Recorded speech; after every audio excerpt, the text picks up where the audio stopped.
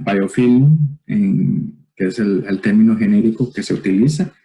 Alguna gente utiliza biopelículas, pero bueno, en general esta es la palabra más común. Entonces yo en adelante me voy a seguir refiriendo a biofilm.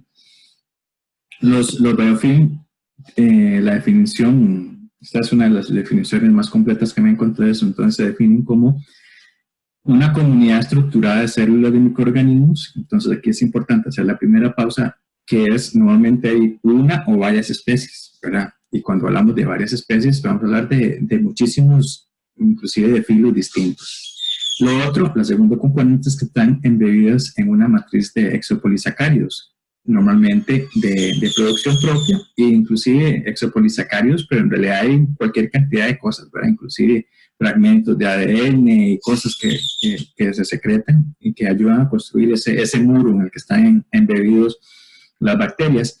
Y la tercera característica es que están adheridas a una superficie, que puede ser inerte, como se puede encontrar uno en los hospitales, no sé, en las mesas o en los catéteres o diferentes, en las ondas, ¿verdad? O una matriz viva, que puede ser, como puede ser la piel, una hoja o cualquier otra superficie. Y esto porque una característica fundamental de los microorganismos, pero las bacterias, es que tienen un tipo de adhesinas, que son las que, digamos que en los puntos de los peeling los producen, y eso es lo que les permite adherirse, y luego una vez que se adhieren y se pegan, ya empiezan a secretar y a formar la estructura de un biofilm maduro. Y entonces, esta característica de adherirse a superficies en las bacterias es tan importante que en general, en comparación con las formas de vida libre, las formas de vida libre en realidad son muy pequeñas, y se dice que los biofilm podrían considerarse como tal, como la forma de vida más abundante del planeta. Y encontramos biofilm en todo lado, en realidad. Entonces, uno de los, bueno, y por eso es que se han convertido en un sujeto de estudio muy importante, es porque se encuentran en los implantes médicos. Entonces, bueno, son causantes de rechazos. El otro más común tal vez es la placa dental. En los lentes de contacto es muy frecuente encontrar, en oleoductos, en los pozos de exploración petrolera, por ejemplo, tenemos, bueno, ahí tenemos una bomba de un pozo. Tengo una amiga que estaba haciendo, la contrató Maersk, esta compañía, bueno, una compañía en Dinamarca, para estudiar en los pozos de exploración petrolera. Se les forman muchísimos biofilm, entonces exclusivamente para estudiar y ver cómo los podían predecir o reducir, porque causan gastos económicos altísimos. En superficies rocosas, en drenajes obstruos, se encuentran en todos los ecosistemas, inclusive en las regiones polares, en drenajes de minas, en lugares con altísima salinidad, ambientes contaminados, en aguas termales, es decir, prácticamente todos lados se encuentran. Y es que la formación del biofilm, a diferencia de la vida libre, digamos que una persona sola le cuesta más sobrevivir en cualquier ecosistema, pero como grupo, y además por las características estructurales y tridimensionales que tienen, les permite sobrevivir mejor a condiciones extremas. Y bueno, ¿qué ventajas tiene el vivir en un biofilm respecto a la vida libre? Entonces, la primera ventaja es que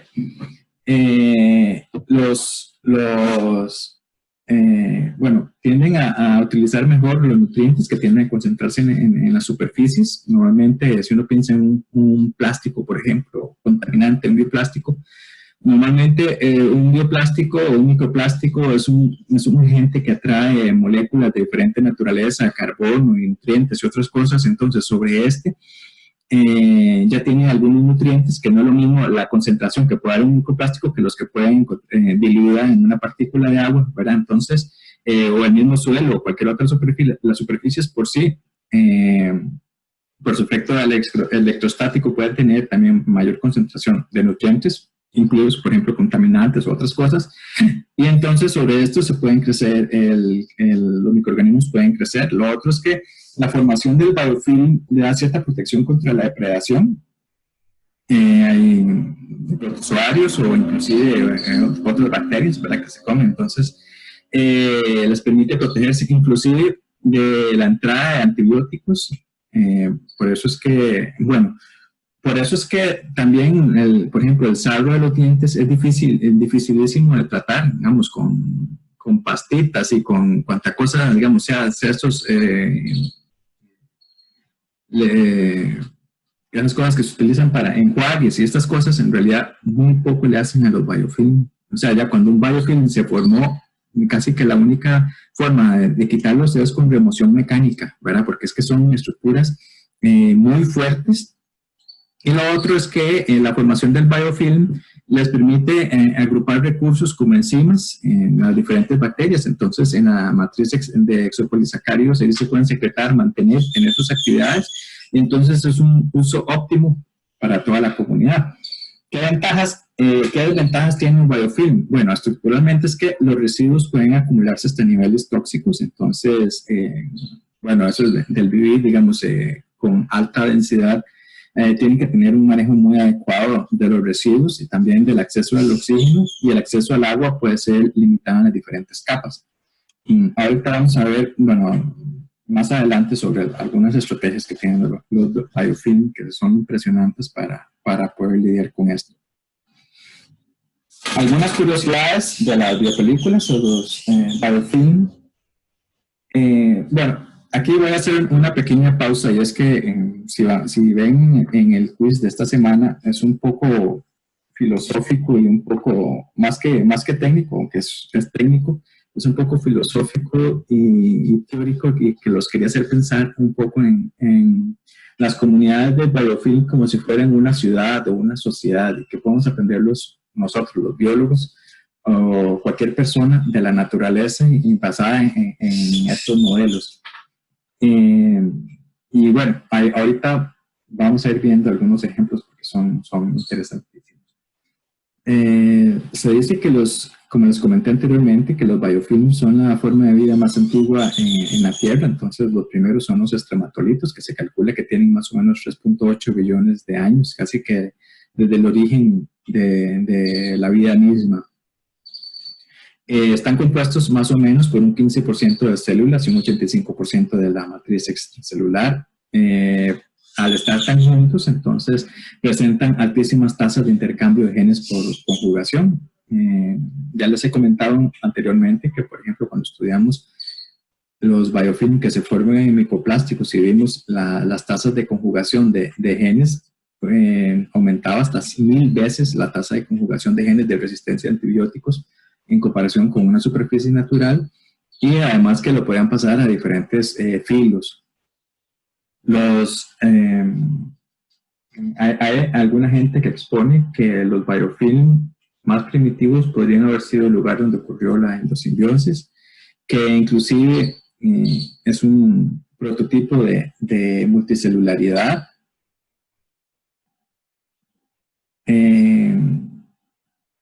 Y bueno, algo interesantísimo, cómo hacen los microorganismos para vivir en estas comunidades. Entonces, aparentemente cambian la estructura, el metabolismo, tienen encendido y apagado de genes, encendido y bombas y apagado de bombas de potasio.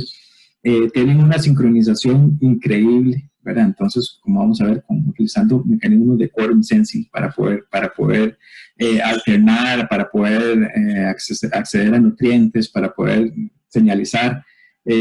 Son impresionantes. El 60% de las infecciones bacterianas son causadas por biopelículas, hasta un 90% podrían vivir, se estima que hasta un 90% de las bacterias podrían vivir en un biofilm, y además ya se empieza a especular que como son los organismos la forma de vida más sensible a condiciones extremas, que podrían, ya hay estudios de la NASA, ya hemos visto montones donde se estima que podrían haber formas de vida tanto en Marte como en lagos profundos o subterráneos, o en Europa, que es una luna de Júpiter. Y la forma de vida más probable que podría haber es en forma de biofilm. Inclusive se han hecho algunos estudios con suelos de Marte en condiciones inertes y bueno, con algunas inoculaciones y se formó en esos sustratos y en las condiciones de Marte, pero aquí en el planeta, lo que se formó fueron biofilm. Entonces, para que vean que, bueno, son sumamente importantes. A continuación, entonces, aquí vemos cuáles son las etapas de la formación de biofilm. Entonces, en general se distinguen cinco etapas, alguna gente las reduce a 4. La primera es la adhesión inicial, entonces imaginémonos una pseudomonas que anda ahí viajando en el corriente sanguíneo o tracto a través entró por, la pudimos respirar, se estuvo ahí moviendo, ¿verdad? Entonces el primer paso es que muchos de los peels secretan estas adhesinas y cuando llegan a una superficie, ¡pap!, se pegan, ¿verdad? Como el moquito con el que se pegan, y después empieza a formarse, el segundo paso es una adhesión irreversible, y la tercera, ya entonces, una vez que se adhieren, empiezan a formar lo que se llama el moco, que es se llama el glicocálix, que son muchos polisacáridos que se van formando y que al final empieza a madurar. Vean que una vez que en el paso 1 todavía, por ejemplo, la bacteria podría tener el pili o sistemas de movilización. Una vez que se fija, ya empiezan a perderlos y ya inclusive en las siguientes etapas de maduración, ya digamos que pierden todos los mecanismos de dispersión, cambia inclusive la morfología y se enfoca mucho en producir esta capa de exopolisacáridos que empieza a crecer hasta cierto punto donde otra vez ya digamos que es suficientemente grande, entonces existe la posibilidad de que algunas células otra vez se diferencien en fenotipos móviles, ¿verdad? Entonces que otra vez desarrollen los flagelos y ya se pueden liberar para ir a colonizar otros lugares. Vamos a ver con un poquito más de detalle cada una de estas etapas. Bueno, antes de eso vemos que la importancia, y es una de las características más importantes de las bacterias que producen biofilm, entonces es que producen adhesinas. Las adhesinas se definen como, son factores que producen las bacterias para adherirse a la superficie y sus hospederos. Son muy estudiadas, sobre todo en las bacterias patogénicas, y son unas moléculas que se pueden considerar un target para el desarrollo de vacunas por su ubicación superficial, ¿verdad? Entonces, que una vacuna, es decir, que el sistema inmune las pueda reconocer y entonces luego pueda atacar las bacterias para esto. Puede ser un target muy, muy crítico para el desarrollo de vacunas. Y por otro lado, bueno, ¿qué sustratos utilizan las bacterias? Entonces, convencionalmente, generalmente son sustratos sólidos, tienen que estar en contacto con humedad, las superficies de tejidos blandos de organismos vivos, o también en las interfaces líquido-aire. Por ejemplo, si uno ve un tubo de ensayo y lo tiene lleno de agua o medio cultivo, normalmente donde termina el agua o el líquido, en esa interfase líquido atmósfera, ahí normalmente es un sitio también donde se desarrollan muchísimos los biofilm. Son las sustancias poliméricas extracelulares, que es constituye la gran masa de donde están los biofilm. Yo no sé, para mí la mejor forma también de explicar un biofilm es pensar como en una torta chilena, ¿verdad? Que uno tiene un montón de capitas, ¿verdad? Y tal vez la cajeta o el dulce de leche son el análogo a los exopolisacáridos que le dan consistencia y protección, ¿verdad? Más o menos una forma, digamos, de pensarlo en fácil. Los exopolisacáridos entonces son polímeros de alto peso molecular secretados por microorganismos. También incluyen proteínas, ADN, lípidos y sustancias únicas, en el caso de los que están en el suelo. Establecen la integralidad funcional y estructural de las biopelículas y, como les mencioné, constituyen entre un 50 y un 70%, un 90% de la materia orgánica. son esenciales para prevenir la desecación de los biofilm, y en los patógenos les proporciona protección contra glóbulos blancos, los antibióticos.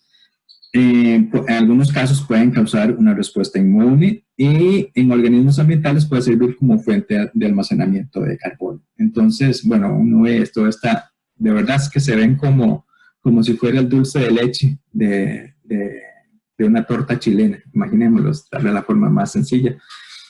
A través de hay mecanismos complejísimos de señalización y de producción que, bueno, los vamos a ver más adelante.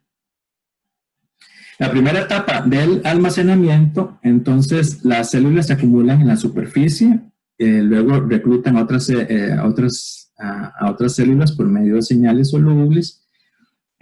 Otra cosa importante es que, por ejemplo, en los microplásticos, cuando nosotros estudiamos esto de la formación de biofilm, en general uno podría decir que si uno lo ve, digamos, con nivel microscópico, ellos prefieren las superficies que sean levemente más rugosas que las que sean totalmente lisas, ¿verdad? Donde se pueden meter mejor y acomodar mejor las bacterias, aunque se pueden formar en ambos lugares. Luego, las células dispersas en la superficie, digamos que se van juntando en una superficie, se empiezan a mover entre ellas, y hay señales de reconocimiento que son interesantísimas también. Algunas veces si uno pone una célula en una placa, y en la misma placa pone, digamos, dos células a 1 centímetro de distancia, es impresionante cómo entre ellas, voy a usar esta palabra, se huelen y empiezan a movilizarse una hacia la otra, ¿verdad? Y los caminitos estos son visibles a simple vista. Yo lo he visto en placas, o sea, de que uno la pone en una esquina de la placa y la otra placa, y fácilmente pueden caminar o desplazarse hasta 4 o 5 centímetros. Es impresionante. Y entonces hay diferentes mecanismos de motilidad. Uno es el gliding, que se llama el desplazamiento, el twitching, que es literalmente como caminar en el pili.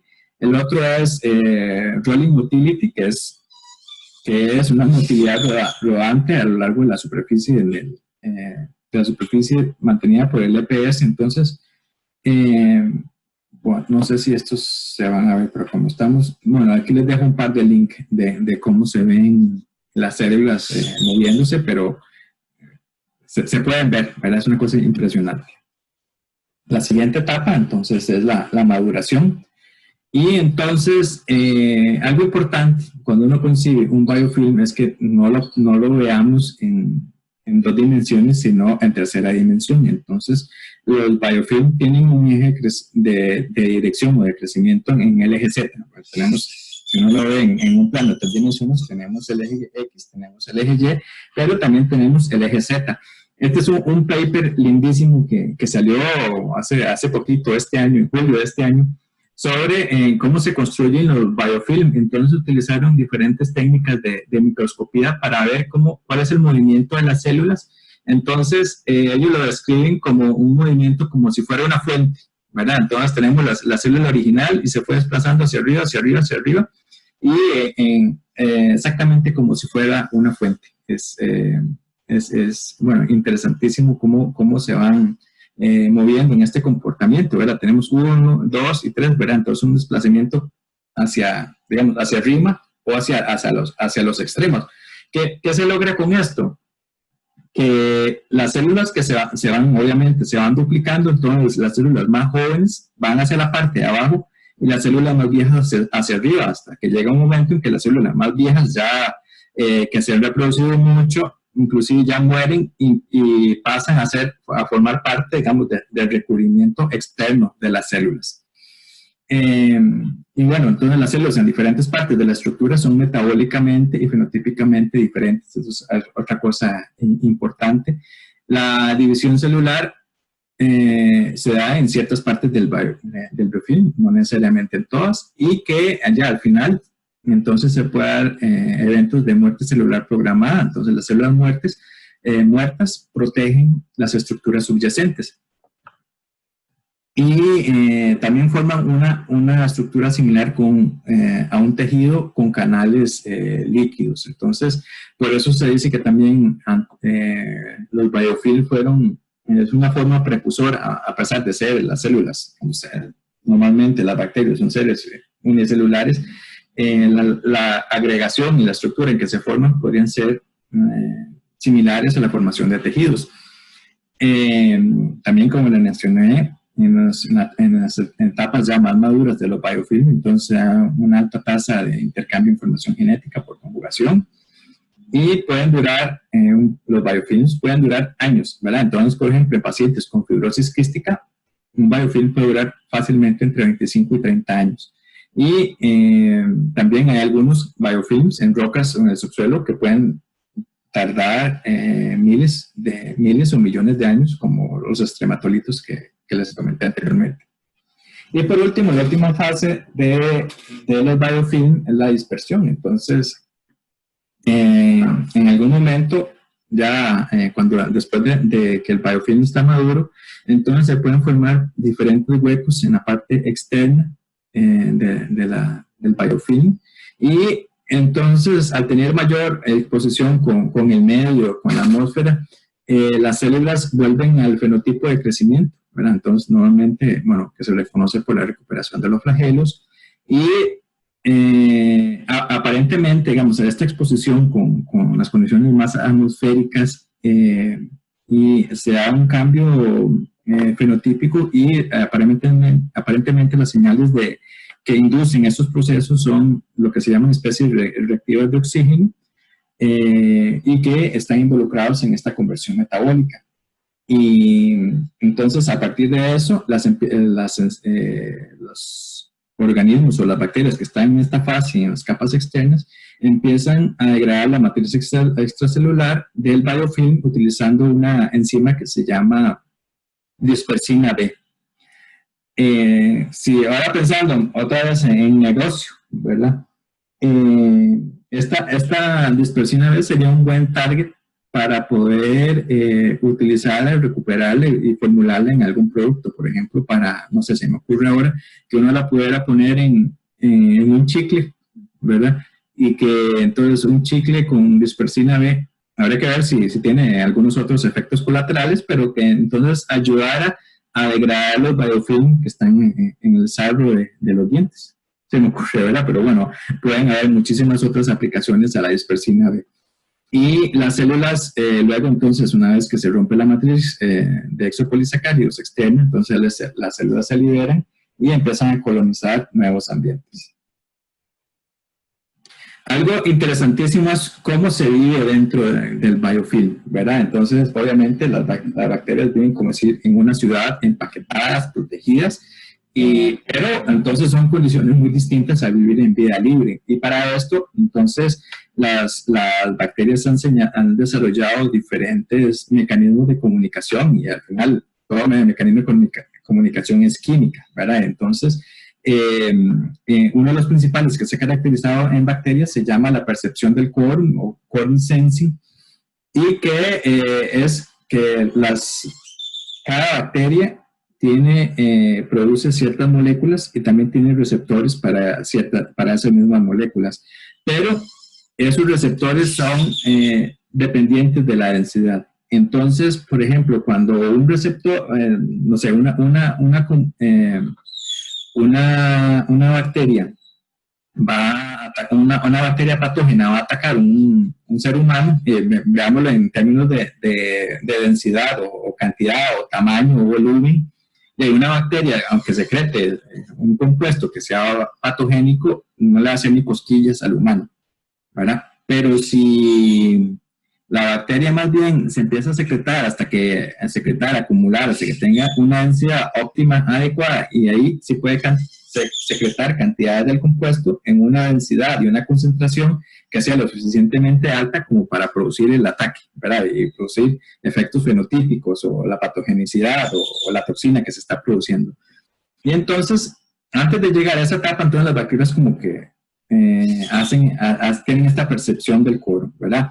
En concentración, cada una va secretando individualmente y tienen este receptor. Si las concentraciones de ese receptor, digamos, del compuesto son bajas, entonces no se activan los mecanismos para la producción, por ejemplo, la toxina. Pero si ya la concentración es muy alta, entonces dice, ok, es una señal de activación para decir, ataquemos, ¿verdad?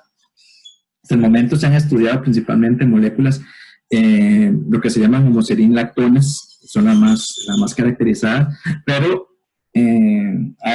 no se han estudiado a fondo otro tipo de moléculas, por ejemplo, compuestos volátiles, que pueda permitirle a las bacterias comunicarse entre sí.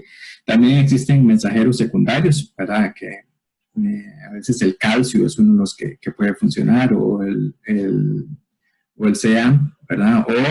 Y los mensajeros internos también controlan si las células pueden ayudar, son free living o forman biopelículas.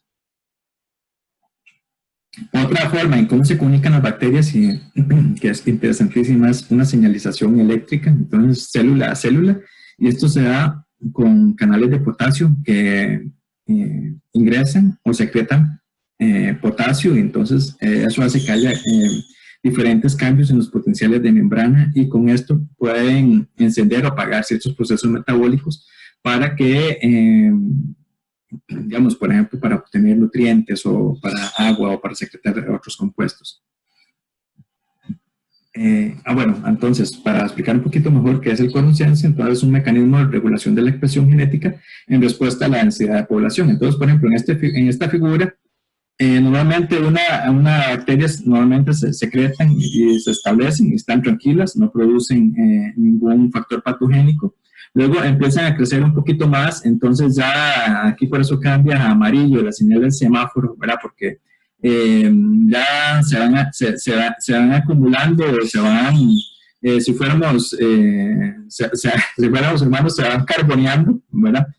Y hasta que hay una suficiente densidad, y entonces ya dicen, ok, ya tenemos suficientes características como para atacar, ¿verdad? Y ya secretan los factores patogénicos o cualquier otra señal que quieran activar.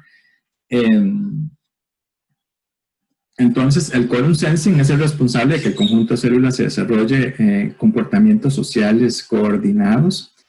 Sí, yo a veces, esto es un poco más metafísico, si se puede decir, un poco científico. O yo no sé si ustedes creen que los seres humanos tenemos aura, ¿verdad? Y que hay gente que dice que tenemos diferentes tipos de aura, una pequeña, una muy personal, y hay otros que dicen que tenemos auras colectivos, ¿verdad?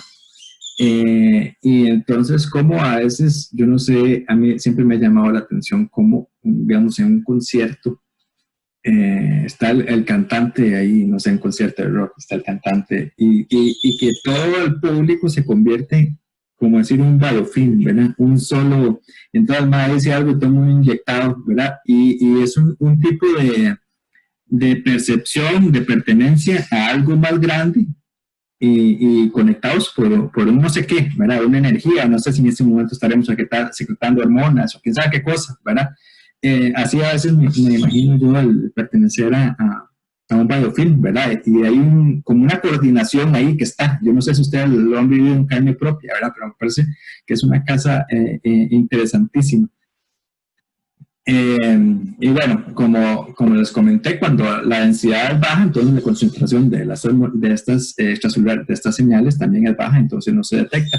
Y conforme aumenta la concentración, llega a niveles críticos en donde las bacterias sí responden.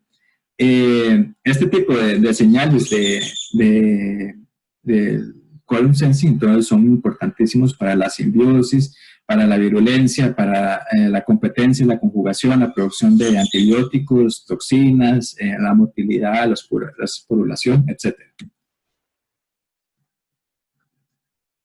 ¿Y cuáles son las señales? Entonces, se han logrado estudiar varias. Entonces, la principal son las homoserín lactonas. Entonces, es un complejo de genes relacionados con, bueno, LuxR, pero hay varios genes, entonces es todo un cassette de genes, LuxL, LuxM, LuxN, LuxP, Q, S, ¿verdad? Algunas están involucradas con la conformación de las proteínas transmembranas, la secreción, luego los receptores, y dependiendo de la ansiedad, entonces otra vez son mecanismos que se vuelven a activar.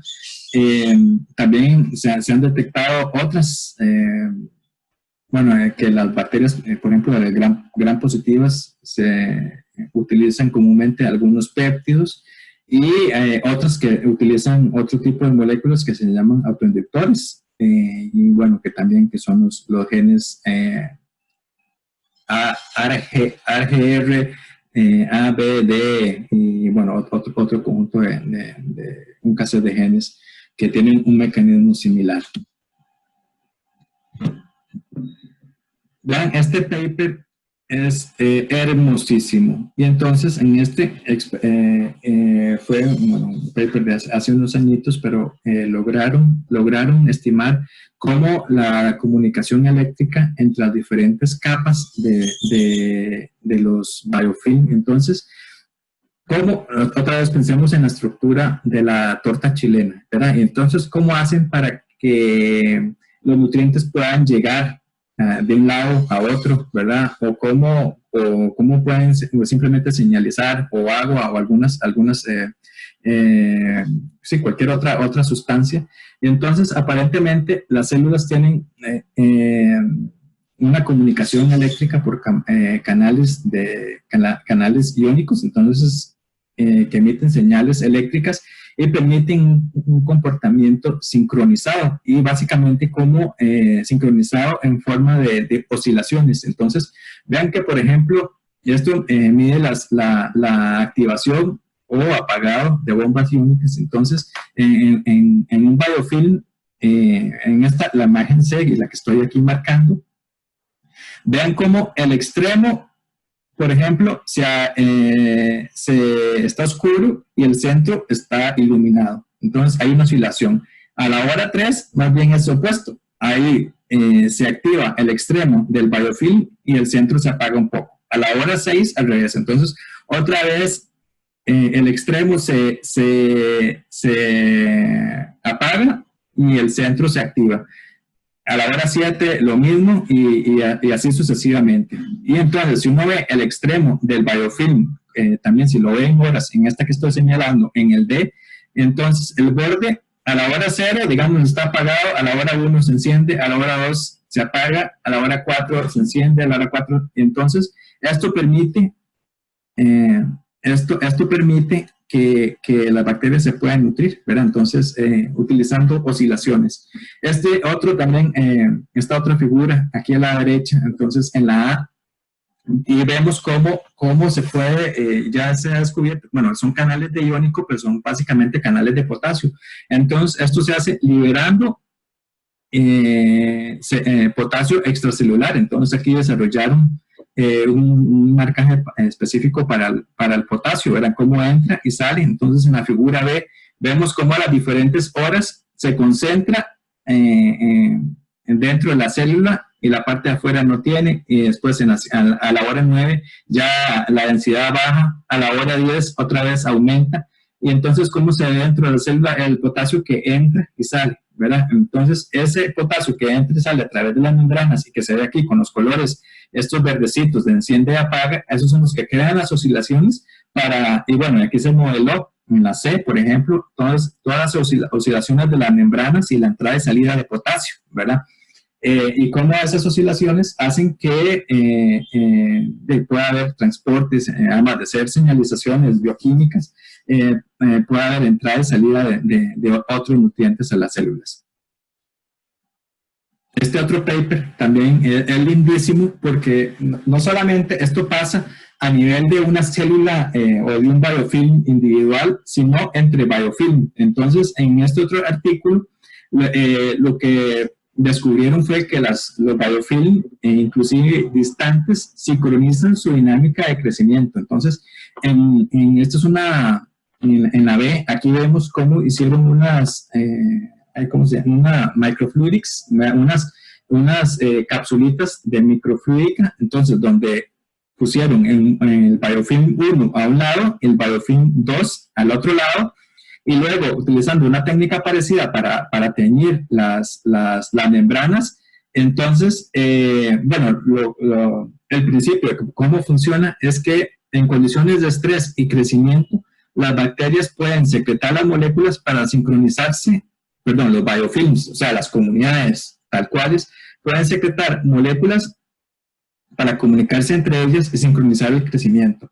Y entonces, aquí en C, también, si uno lo ve en el tiempo, lograron poder sincronizarse para producir, digamos, en diferentes tiempos, encenderse o apagarse en la coordinación, en la secreción de canales de potasio, ¿verdad? Y entonces eso también les permite tener ciertas oscilaciones para poder tener un uso más óptimo de los nutrientes o los recursos. En términos sencillos, entonces, tanto dentro de un biofilm como entre biofilm, las comunidades se turnan para consumir recursos, saben hacer filas, se turnan, son respetuosos de todos. ¿Verdad? De esto me parece que las comunidades, las sociedades humanas tenemos que aprender un poquito. Algunos de los microorganismos formadores de biofilm, entonces tenemos muchísimos, pero la mayoría, bueno, los más conocidos son los patogénicos, como Pseudomonas aeruginosa, Listeria, Staphylococcus, hongos como Candida, Klebsiella, Salmonella, Helicobacter, Clostridium, Mycobacterium, Vibrio, Staphylococcus, etc. Y bueno, ¿cuáles implicaciones? ¿Verdad? Entonces, algunas de las implicaciones médicas de algunos biofilm, por ejemplo, las otitis, la fibrosis quística, aquí vemos estos pulmones totalmente negros, ¿verdad? Que se muestran así, es porque, bueno, todos los pulmones están recubiertos por un biofilm de Pseudomonas aeruginosa. Bueno, las enfermedades nocosomiales, que es decir, muchos de los patógenos que se encuentran en la superficie de los hospitales, y aún cuando se haga desinfección son sumamente resistentes, y que entonces muchas de las superficies en los hospitales son reservorios de patógenos, y por eso alguien va porque literalmente por una operacioncita pequeña, pero luego está un poco inmunosuprimido, y de los biofilm que están en las comunidades tocó una pared o alguna no sé, hasta en la camilla o cualquier lugar y se pudo infectar y salió, y mucha gente ha muerto, ¿verdad? Por ese tipo de infecciones, los patógenos que están sobreviviendo en las superficies y sobre todo en formas de biofilm. Y bueno, lo otro es que en estas condiciones también pueden ser que los organismos aumenten la resistencia a los antibióticos, ¿verdad? Entonces, que causan un mayor daño cuando infectan. Y lo otro son grandes problemas que ocasionan entonces en la falla de dispositivos, entonces como catéteres, válvulas, lentes de contacto. De hecho, sin embargo, uno de los mercados más grandes o donde se estudia y se trabaja es toda la industria de alimentos, ¿verdad? Donde hay fuentes de carbono y hay superficies y hay un poco de humedad, eso es el ambiente ideal para los biofilm. Y entonces, bueno, es un problema a tratar o una condición a tomar en cuenta cuando se trabaja en toda la industria de alimentos. Y bueno, también causan problemas en la industria, entonces como comenté, la corrosión en las plataformas petroleras y en los barcos. Entonces, por ejemplo, aumenten la resistencia de los cascos de los barcos, entonces eso hace que generen mayores costos en combustible para poder desplazarse. También los biofilms se forman en diferentes superficies, en los intercambiadores de calor, entonces reducen la eficiencia, se forman en el acero inoxidable, en la madera, en el plástico, en las resinas, en las fábricas de alimentos. Aparecen en los tanques de alimento, en embalajes, en desagües. Bueno, o sea, lo que le estoy diciendo es que el dedicarse al estudio y al tratamiento, desarrollar tecnologías para el tratamiento del biofilm es todo un campo abierto. Yo no sé qué tanto estará desarrollado en el país, pero internacionalmente lo es. Y bueno, otra vez pensando en ideas de negocios o proyectos, esto sería una interesante. Y por supuesto, entonces los biofilm, dependiendo de las especies que tengan en el proceso que estén, por ejemplo, en la industria de alimentos, entonces, por ejemplo, Listeria, que es uno de los importantes en la industria de alimentos, aumenten el riesgo de contaminación de los productos. Y sin embargo, también no necesariamente son malos, ¿verdad? Por ejemplo, pueden tener diferentes aplicaciones. En la bioremediación, por ejemplo, en una planta de tratamiento, se podría tener ciertas fases donde se tenga un biofilm que ayude a que pase el agua, por ejemplo, por el biofilm, y que ayude a la degradación de contaminantes tóxicos. Inclusive, bueno, el otro es la biofiltración. Entonces, por ejemplo, hay algunos que ya se están utilizando industrialmente para la recuperación de algunos elementos, por ejemplo, que son muy caros. Entonces, todos los desechos industriales, pensemos en los celulares. Bueno, hace poco hubo un estudio lindísimo en Suiza, que la cantidad de oro que recuperaron de las plantas de tratamiento era más alta, era una cosa altísima, ¿verdad? De pequeñas partículas, pero que se van acumulando.